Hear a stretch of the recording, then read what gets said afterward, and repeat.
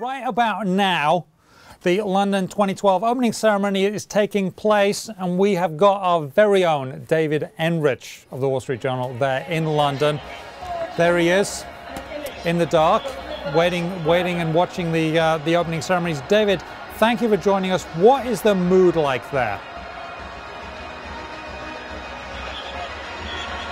Oh, people are really excited. It's a really nice thing to see, actually. There's been a lot of grumbling among the Brits in the days and weeks leading up to the games, but we're in a park here in East London. There's a lot of local people are out here, thousands and thousands of them. They're all really excited. They've been cheering every little bit. You can probably hear it right behind me right now. So it's a great atmosphere. It's a lot of fun.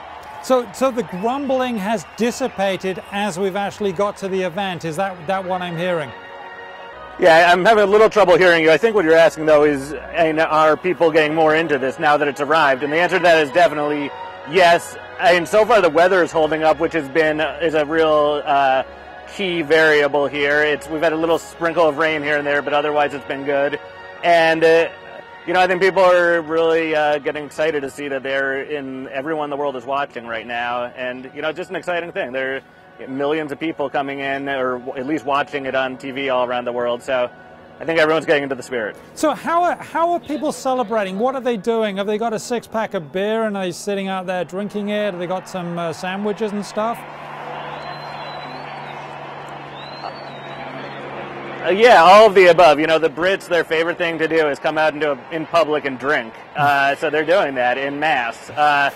Everyone's having a good time, though. People sitting out in the park, drinking beers, drinking cider, eating burgers, a lot of flags being waved. It's interesting, though, actually. London's and like New York, is a very diverse community. So we've seen a lot of Union Jack flags for Britain, but also a lot of flags from elsewhere in the world. And saw some Cameroon flags earlier, some Aussie and Kiwi flags, a couple American flags even. So people are just coming out and I think getting over, at least tonight, they're getting over their initial ambivalence or disapproval of the games and really just excited to be part of one giant party across the entire city.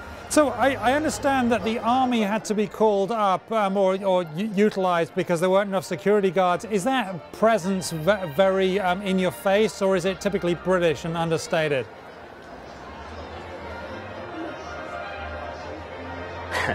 It's pretty in your face, actually. The Brits are normally very, especially compared to Americans, very laid back and mild about security. You don't see people walking around in the streets with big guns or things like that normally.